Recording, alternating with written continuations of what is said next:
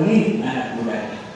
Dia panggil, dia tarik anak ini, mari nak, dia pamit kepada keluarga Usman, mari nak kita kembali ke kebun kurma yang tadi engkau jaga. Berjalan berdua jemaah, sesampai di kebun kurma, keduanya berhenti dan berhadapan. Apa yang dikatakan oleh Abdurrahman bin Ja'far kepada anak muda itu?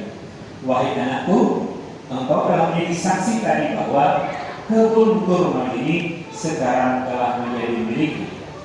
Engkau sudah dengar tadi, aku sudah beli kebun kurma ini.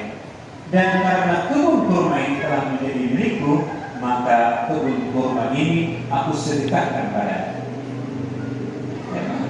Jadi kebun kurma yang dijaga oleh anak ini diberikan oleh Abdurrahman bin Ja'far kepada anak muda. Ya, itu yang pertama, ya Mas Kai. Yang kedua, engkau telah aku beli dan saat ini engkau tidak lagi berstatus budak, tapi engkau adalah seorang yang merdeka. Maka engkau tidak lagi memikul status budakmu, engkau menjadi seorang yang merdeka.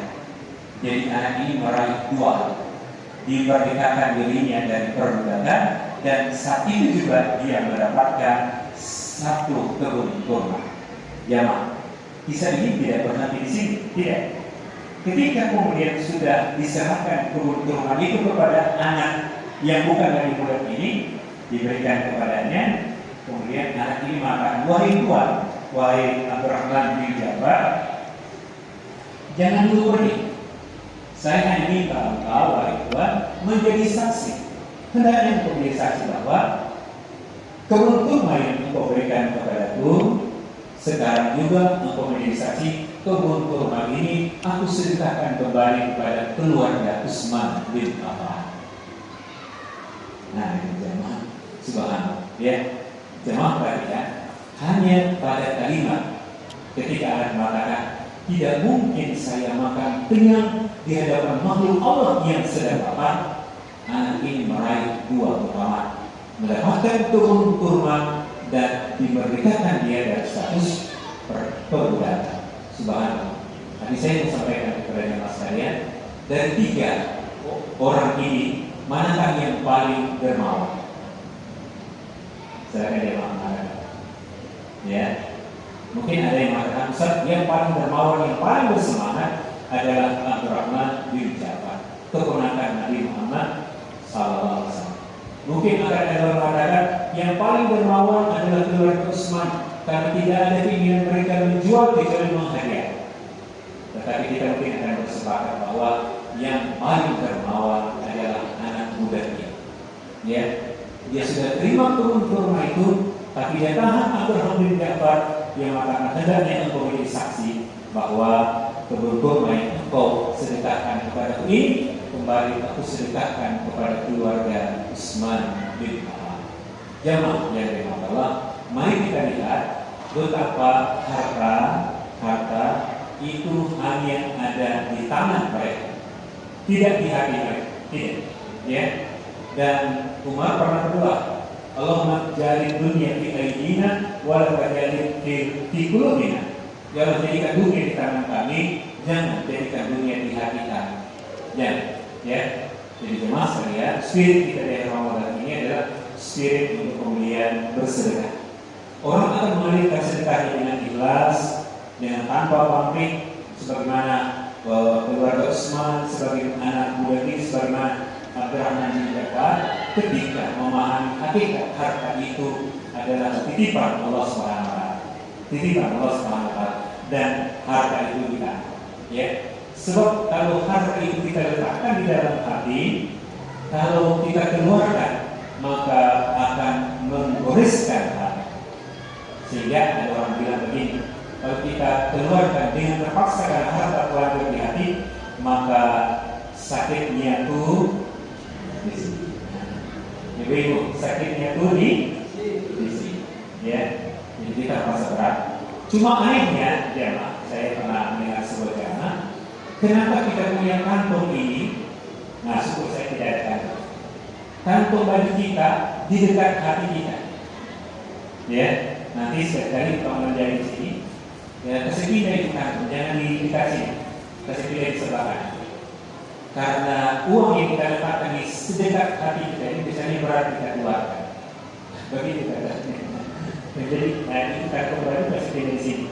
Yang di sini karena ini dekat dengan hati dan berat untuk kita memberikan. Yang pasti yang saya di akhir Ramadan ini ada dua yang hendak segera kita tunaikan. Pertama zakat mal. Tadi saya agak aneh dengar ada zakat mal 50.000. Agak, karena saya punya lembaga kemarin ini zakat mal seseorang saya punya sahabat dia pilih besar saya punya zakat mal 3.750.000. Ya, ini Ustaz kalau harga emas hari ini 1.760.000 aneka tambah.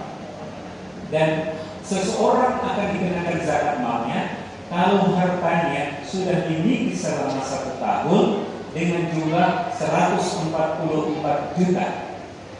Kalkulasi dari 85 gram emas dikali dengan 1,76 1.390.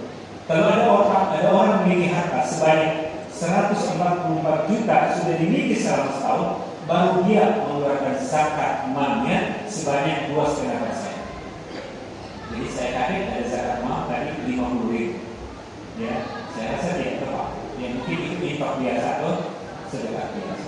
Infak sedekah mungkin ya begitu. Jadi tidak ada zakat mal yang jumlahnya begitu. Kemarin juga dari anak saya dia kirim saya dengan dek kamu punya pendapatan sudah masuk ke nisab dan haul zakat.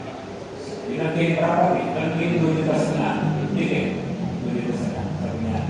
Jadi jemaah tidak ada nilai 50.000 kalau zakat. Nah, yang ada infak dan sedekah biasa. Itu yang pertama.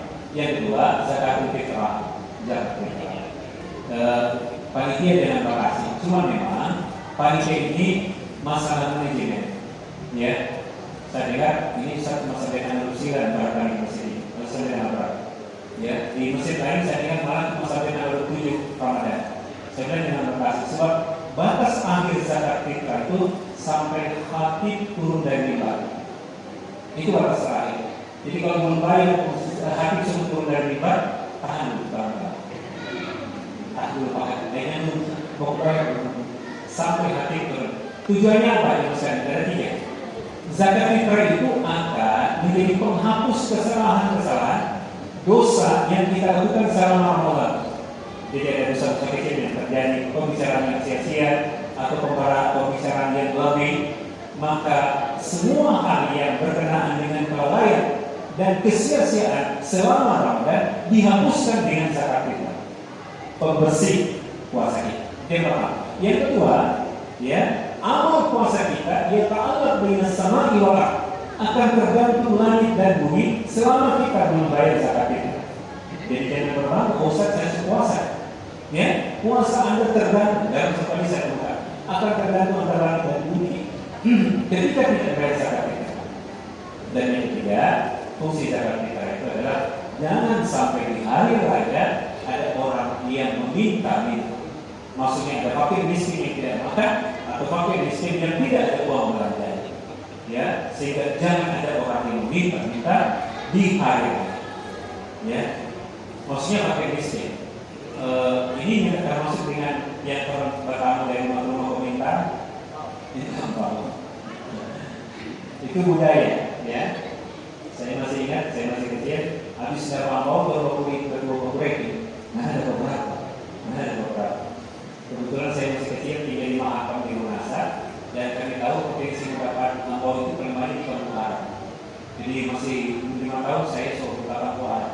Tapi belum tahu turun dari mimbar, termasuk di rumah. Saat itu mama-mama di kantor bilang gini, aduh kasihan anak-anak, hati belum turun dari mimbar itu sebab kamu. Karena tolong sini dulu, dari mana orang tertarik di kantor Arab. Ya mak, jangan sampai ada orang meminta kita atau berapa lagi. Itu sebabnya seperti ini kita ya. Usahakan zakat fitrah itu fokus pada miskin. Saya boleh berikan kepada asma yang lain boleh. Tapi fokus zakat fitrah itu kepada fakir miskin. Karena itu target yang disebut dengan zakatul. Dia maknanya Allah SWT. Peluang kita dengan Lailatul Qadar ini malam ganjil, malam ini dan malam 9. Semoga Allah pertemukan ini dalam doa terus mengajar Allahumma innaka afuwun tuhibbul afwa fa'fu anni. Itu doa yang kata Nabi menanti daerah saudara. Semua berkah untuk kita semua. Kita pasti kalau menjadi benar dijari buat sekalian. Semua jemaah sudah merasa senang, disambut cinta kasih Allah, mereka diizinkan berenang. Alhamdulillah. Jamaah, masih kuat, masih semangat, lanjut.